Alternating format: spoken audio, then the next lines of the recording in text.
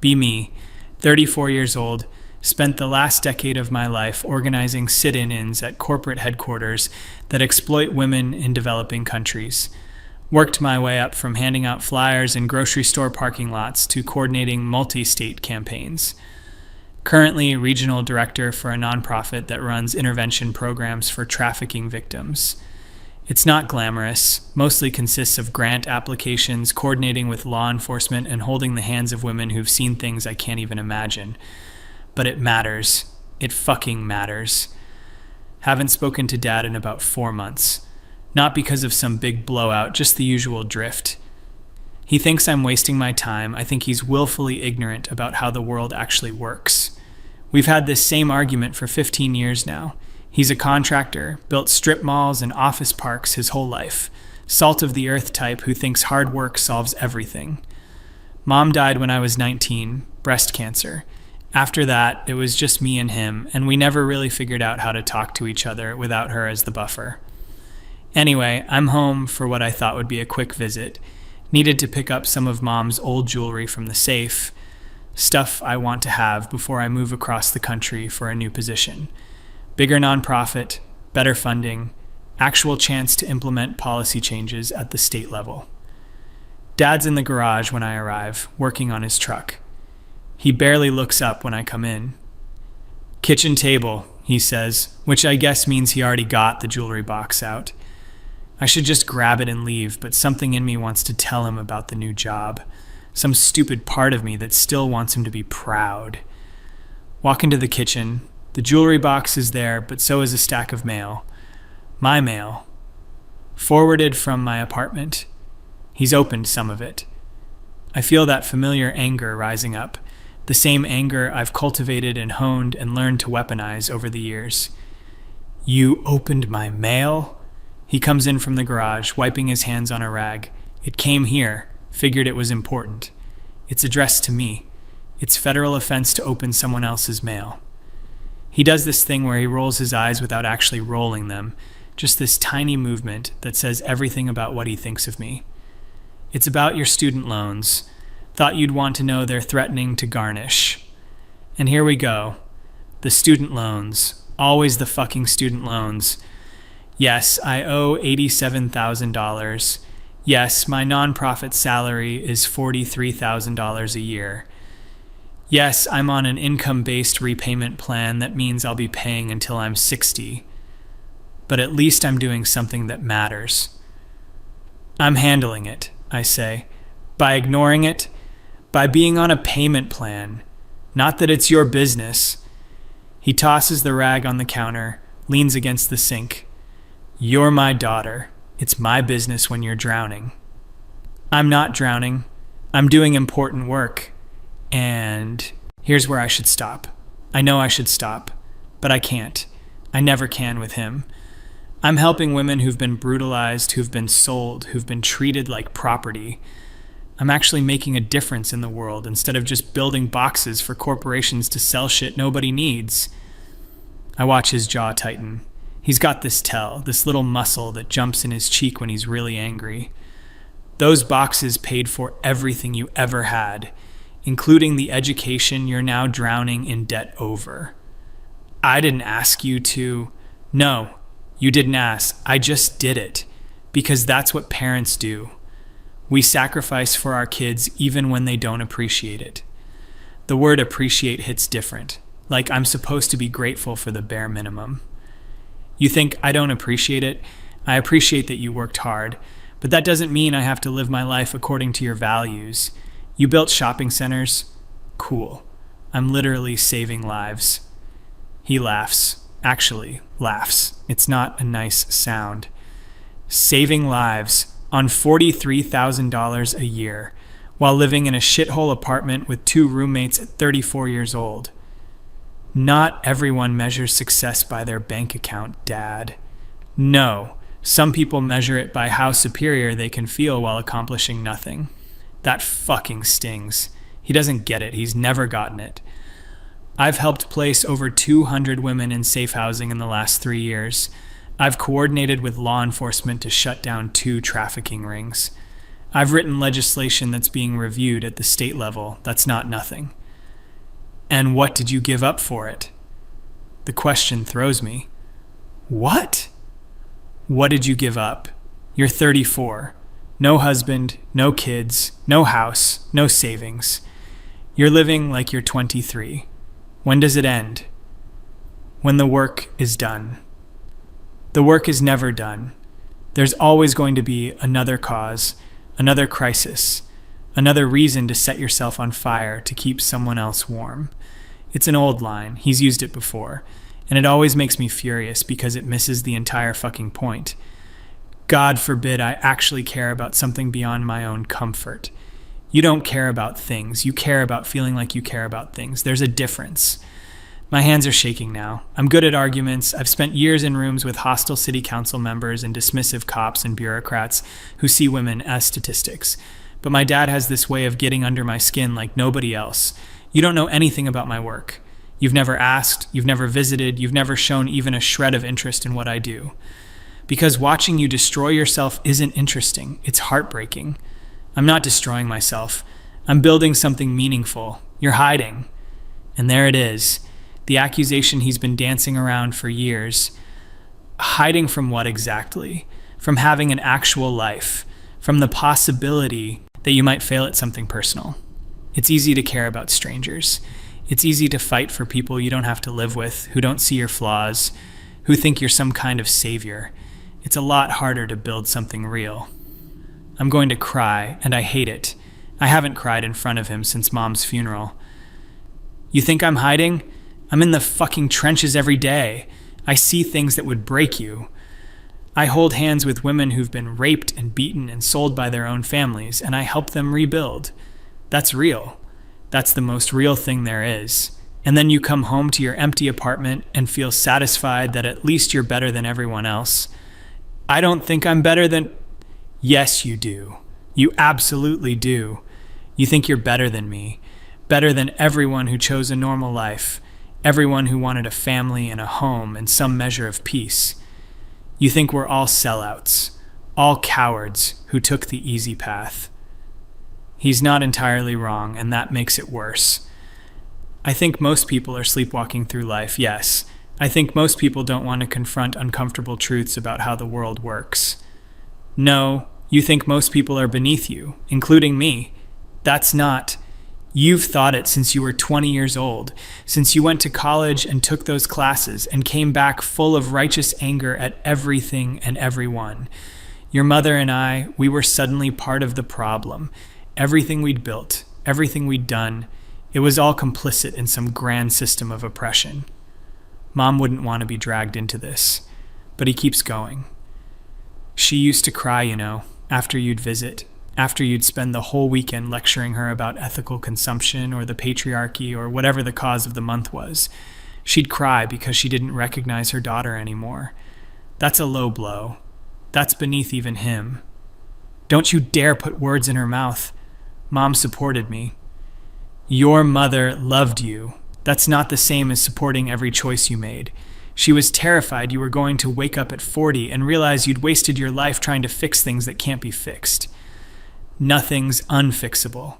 That's the kind of defeatist bullshit that keeps systems in place. Jesus Christ, listen to yourself. You even talk like a pamphlet. I grabbed the jewelry box off the table. I should leave. I should just fucking leave. But I can't let him have the last word. I'm moving to Portland. I got the regional director position at Alliance Northwest. It's a $68,000 salary, full benefits, and I'll be overseeing programs in 4 states. So you can stop worrying about me drowning. I'm doing fine. I expect some kind of congratulations, some acknowledgement. Instead, he just nods slowly. Portland. Of course.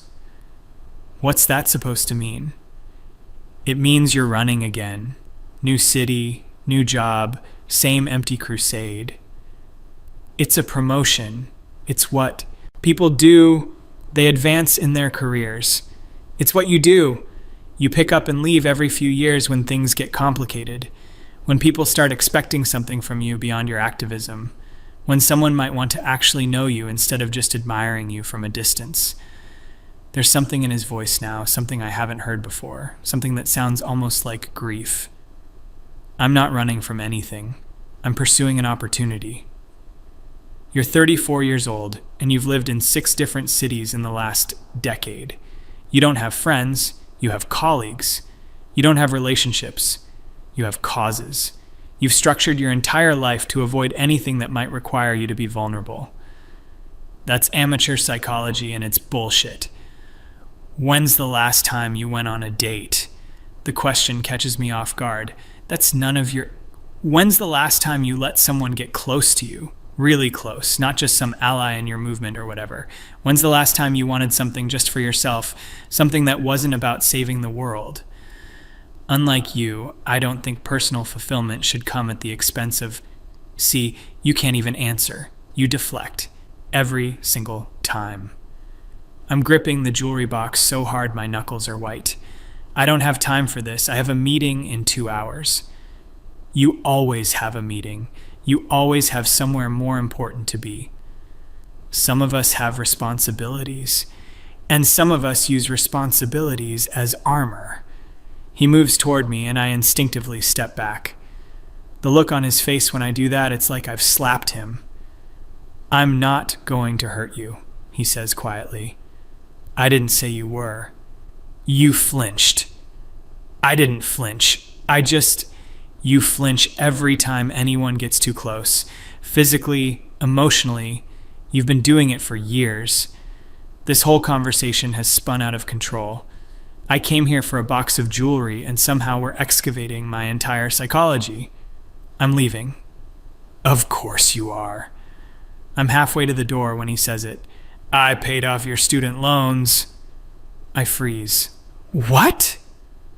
Last month. I paid them off. All of them. I turn around slowly. He's standing in the kitchen, looking at me with an expression I can't read. You... what? $87,000.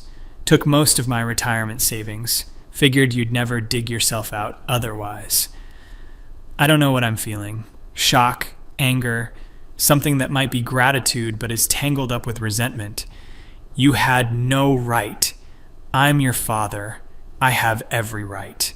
Those were my loans, my responsibility, and you weren't handling it. So I did.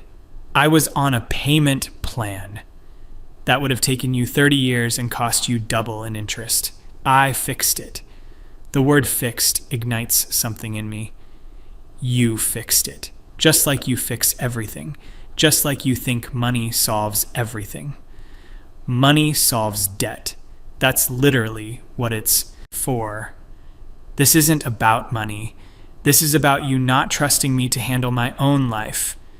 You're not handling your life. You're drowning in debt, living in poverty by choice, destroying yourself for people who don't even know your name. They're not supposed to know my name. That's not the fucking point. The point is the work, not the recognition.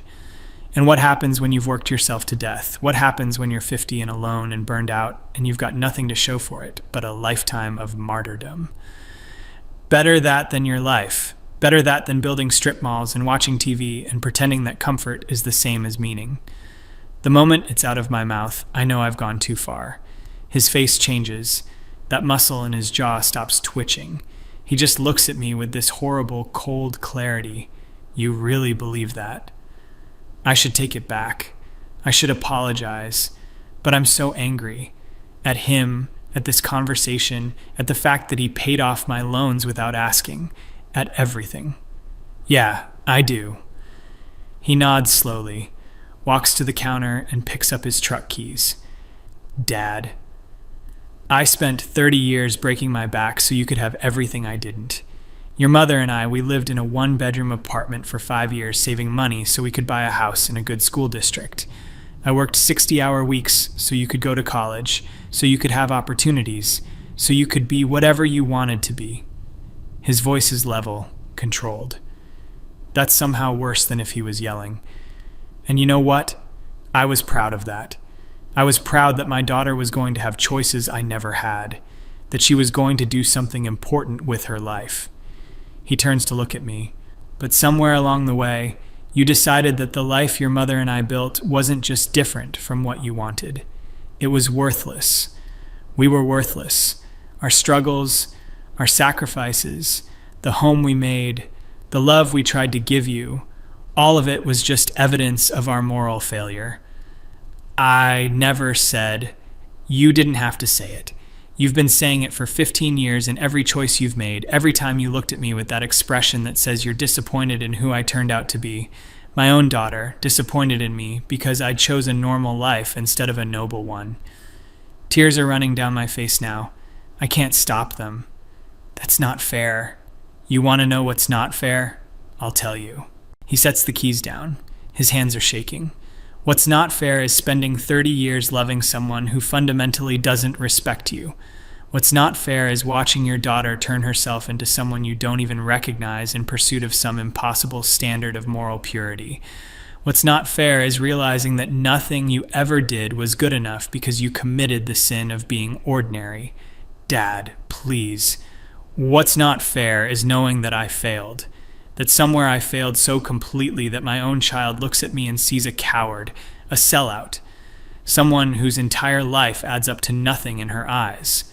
That's not true, isn't it? Be honest for once. When you think about me, what do you see?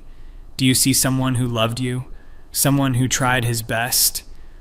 Or do you see just another cog in the machine? Just another person who took the easy path? I can't answer, because he's right.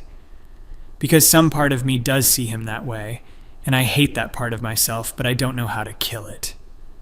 I thought so, he says quietly. He picks up the keys again. I'm going to leave for a few hours. You can let yourself out. Dad, wait! He stops at the door to the garage, doesn't turn around.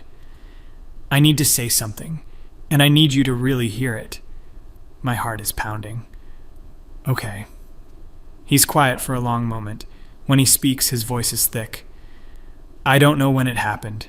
I don't know if it was something I did or didn't do, something your mother and I got wrong. But somewhere along the way, I lost my daughter. The little girl who used to build block towers with me, who used to fall asleep on my shoulder, who used to think I hung the moon. She disappeared.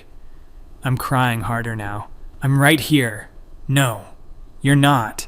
You haven't been here for a long time, and I kept thinking, if I just gave you space, if I just supported you from a distance, if I just waited, eventually you'd come back. That whatever you were searching for, you'd find it, and then you'd come home. He's crying now too. I can hear it in his voice, even though his back is to me. But you're not searching for anything. You're running away, and I can't watch it anymore. I can't keep pretending that this is normal, that it's okay, that my daughter is living some kind of noble life when really she's just disappearing. I'm not disappearing. I'm right here. I'm standing right here. Are you? Because I look at you and I see a stranger.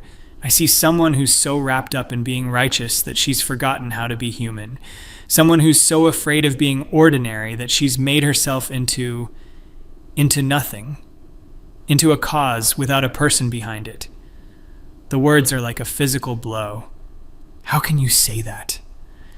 He finally turns around. His face is wet. I don't think I've seen him cry since Mom died. Because it's true, and because I'm your father, and I love you enough to say what nobody else will. You've carved out everything that makes you human and filled it with ideology. You don't have friends, you have allies. You don't have passions, you have causes. You don't have love, you have solidarity.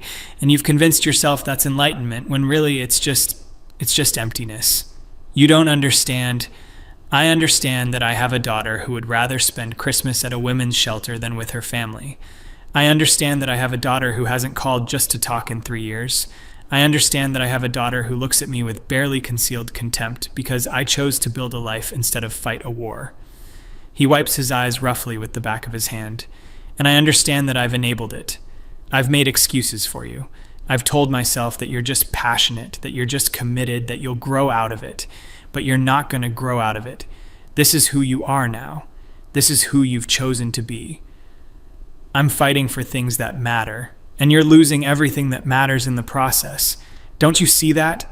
You're so busy saving strangers that you've sacrificed every real relationship you've ever had. Your friends from high school, they've all stopped trying to reach out. Your cousins, they don't invite you to things anymore because you always say no, or you show up and lecture everyone. Me, his voice breaks. You've sacrificed me. You've sacrificed having a father because I don't fit into your worldview. I'm sobbing now, ugly crying, but I can't stop. I never wanted. What did you want? Tell me, what did you actually want from your life when you stripped away all the ideology and the crusades and the moral superiority? I can't answer, because I don't know, because somewhere along the way I stopped asking myself that question. I wanted to matter, I finally whisper. You mattered. You mattered to me, to your mother, to everyone who loved you. But that wasn't enough. We weren't enough. We were just regular people living regular lives, and you needed to be extraordinary. He leans against the doorframe like he's exhausted. And you know what the worst part is? The part that keeps me up at night? I shake my head. I regret it. The words hang in the air. Regret what? Having you. The world stops. I hear the words, but they don't make sense. They can't make sense. What? I regret having you. I wish you'd never been born.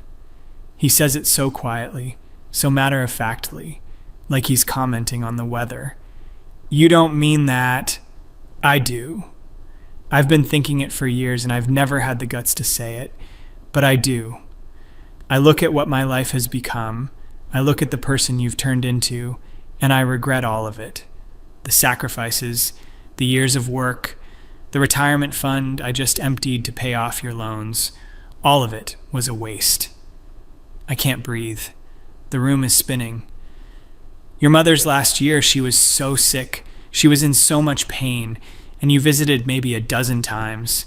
You were always too busy, always another protest, or another crisis, or another reason you couldn't come home. And she never said anything because she didn't want to burden you with her expectations. He's looking right at me now. His eyes are red, but there are no more tears. But I saw it. I saw her heart break every time you canceled, every time you chose your work over her. And I told myself you didn't understand, that you were young, that you'd regret it later. But you didn't regret it. You gave her eulogy and turned it into a speech about women's healthcare access. You made her death about your fucking cause. She wanted her daughter, that's all. She just wanted her daughter to be there, to hold her hand, to tell her she loved her. But you were too important for that. You had to save the world instead. I'm shaking my head. This isn't happening. This can't be happening. And I've spent the last 15 years watching you turn into someone I don't recognize, someone I don't particularly like, and I've kept telling myself it was worth it, that you were worth it, that somewhere inside you was still my little girl. He picks up his keys, but she's gone, and what's left isn't worth what I gave up. The money, the time, the heartbreak, the watching your mother cry because her daughter thought she was too ordinary to love, none of it was worth it. Dad, please, I wish I'd never had you. I wish your mother and I had stayed in that one-bedroom apartment and taken the trips we always talked about and grown old together without the weight of a child who despises us. We could have been happy. We could have had a full life. Just the two of us. He opens the door to the garage. Instead, I got you, and you've made it clear every single day that you wish you'd gotten a different father, so I guess we're both disappointed. The door closes behind him. I hear his truck start. I hear it pull out of the driveway. I'm standing in the kitchen holding my mother's jewelry box, and I can't move. The words keep echoing. I wish you'd never been born. I wish I'd never had you. You weren't worth it. I don't know how long I stand there. Could be minutes. Could be hours. Eventually, I sit down at the kitchen table. The same table where I ate breakfast every morning before school. The same table where Mom helped me with homework. The same table where we used to play cards on Sunday afternoons. I open the jewelry box. Inside is the pearl necklace my dad gave my mom on their 10th anniversary, the bracelet I made her at summer camp when I was 8, her wedding ring, and a letter. addressed to me in her handwriting. It's dated 2 weeks before she died. My hands are shaking so badly I can barely open it. My darling girl, if you're reading this, I'm gone, and I hope your father remembered to give you my jewelry like I asked. I want you to have these things, not because they're valuable, but because they meant something to me, and you mean everything. I need to tell you something I couldn't say while I was alive because I didn't want you to feel guilty while I was sick. But now that I'm gone, I need you to hear it. I'm proud of you. I'm proud of your passion and your commitment and your desire to make the world better. Those are beautiful things. But I'm also worried about you. You've spent so many years fighting for others that I'm afraid you've forgotten how to fight for yourself, how to want things for yourself, how to let people love you. I know you think your father and I don't understand your work, your calling, but we understand more than you think. We understand what it's like to want to matter, to make a difference. We just found different ways to do it. We made a home. We built a life. We raised a daughter we love more than anything. That was our contribution. It might not change the world, but it changed our world. I worry that you look at what we built and see it as small, insignificant, too ordinary to matter.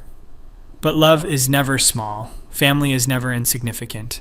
The life we built together, the three of us, that mattered. I hope someday you'll let yourself build something like that. Not instead of your work, but alongside it. I hope you'll let yourself be loved by someone who knows all of you, not just the crusader, but the woman underneath. Your father loves you so much, more than you know.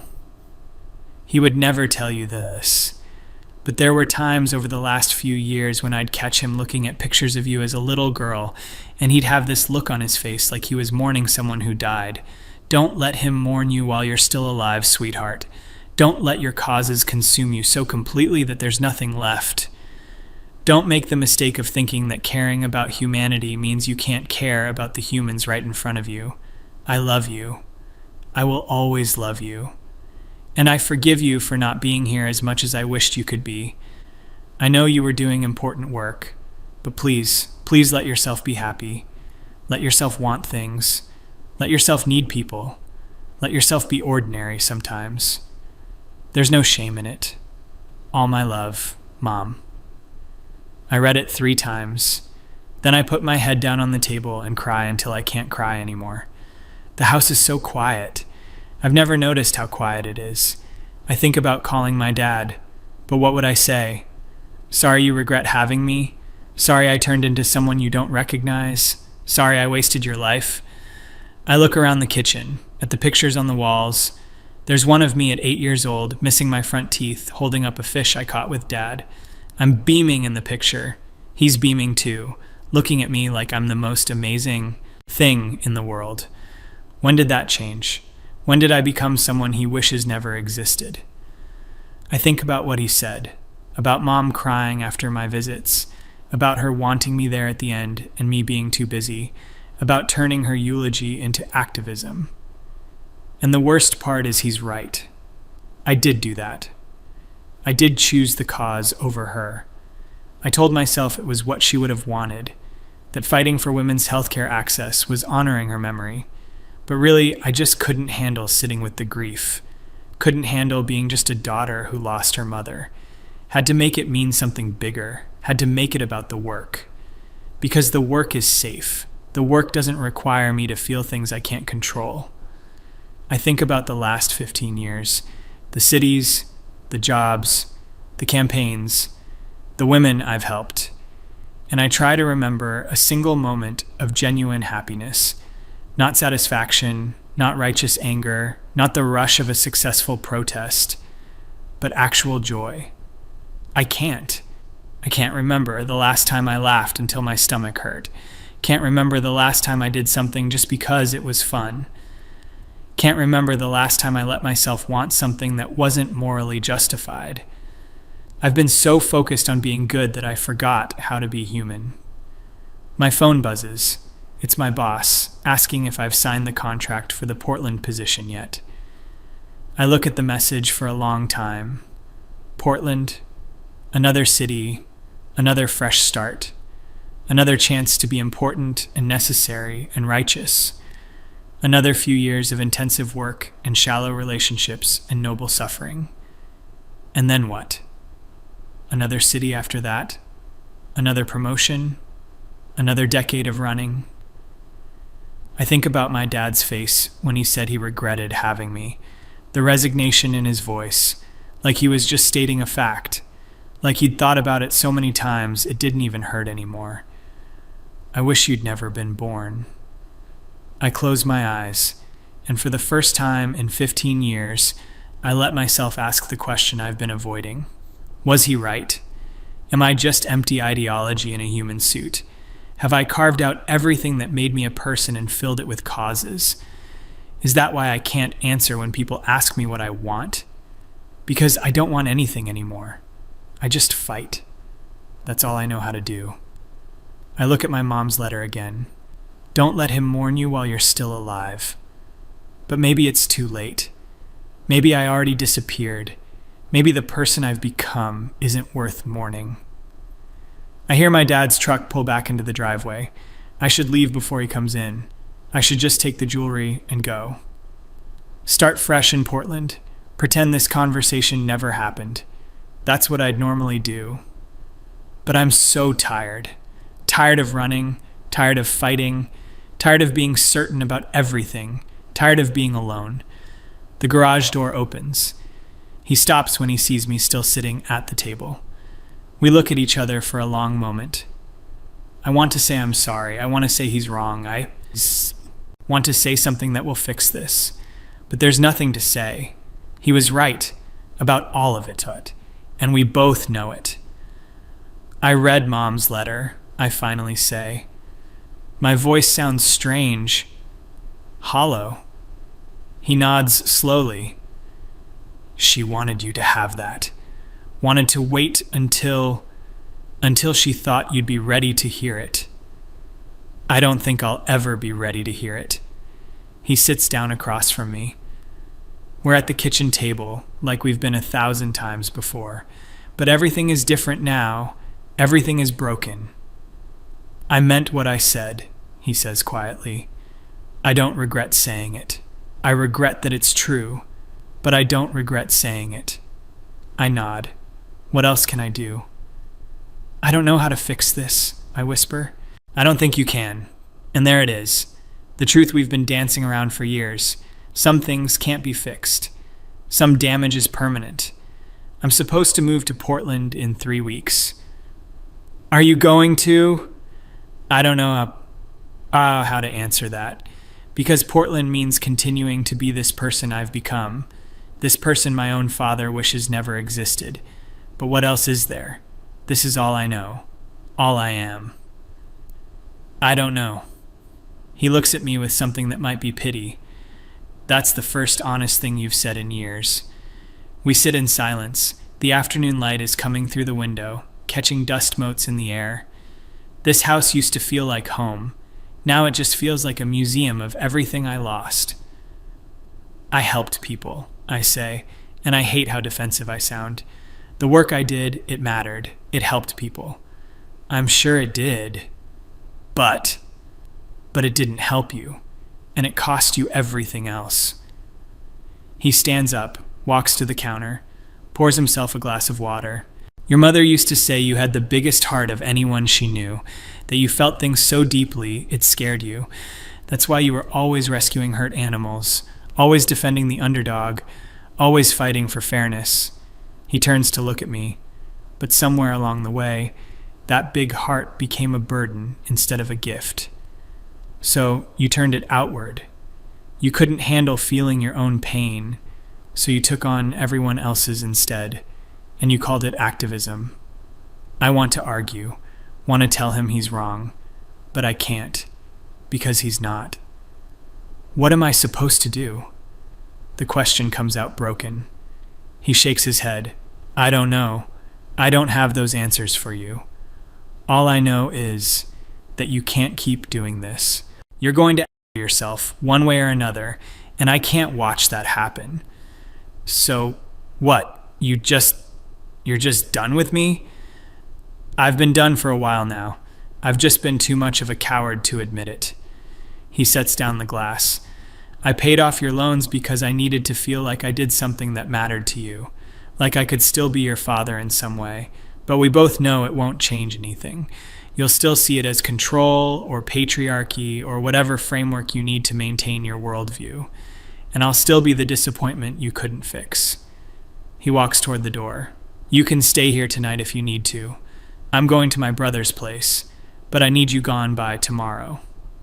He pauses at the doorway. I'm sorry I said I wished you'd never been born. That wasn't fair. I don't regret you existing. I regret that I couldn't figure out how to reach you. I regret that I failed as a father in some fundamental way that turned you into someone who can't accept love without suspicion. Dad. But I also meant it. Because if I'd never had you, I wouldn't have spent the last 15 years watching my daughter disappear. Your mother wouldn't have spent her last year heartbroken. And you wouldn't have spent your entire adult life running from something you're too afraid to name. He doesn't wait for a response, just leaves. This time I don't hear the truck. I just hear the door close. Final. Absolute. I sit at the kitchen table in my childhood home, holding my dead mother's letter, and try to figure out who I am when I'm not fighting. Try to figure out what I want when I'm not saving someone. Try to figure out what's left when you remove the armor. The answer is terrifying. Nothing. There's nothing left. Just a 34-year-old woman in an empty house, whose father wishes she'd never been born, whose mother died disappointed, whose entire identity is built on a foundation of running away. I think about Portland, about the new job, about starting over, again. And I realize he's right about that too. I'm not searching for anything. I'm just running.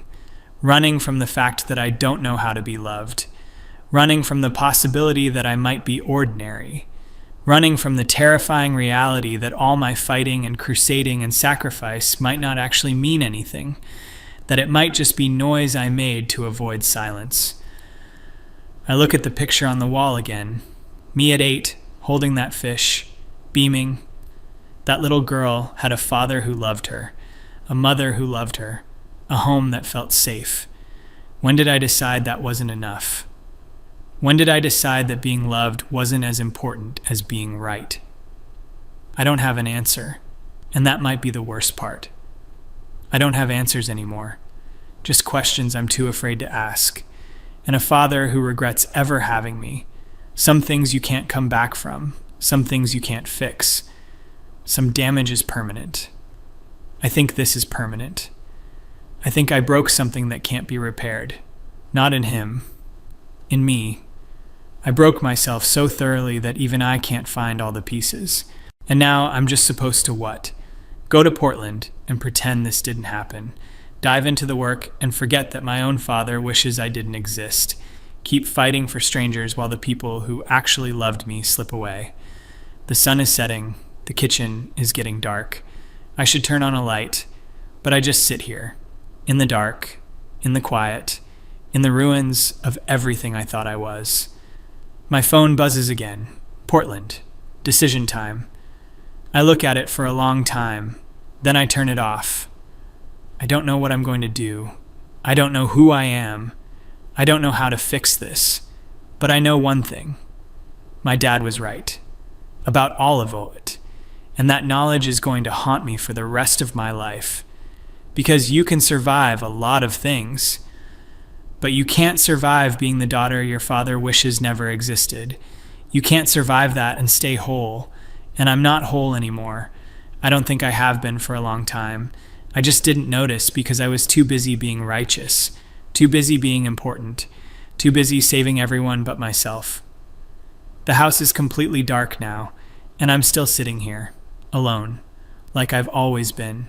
Like I always will be, because some things can't be fixed, and some people can't be saved, not even by themselves.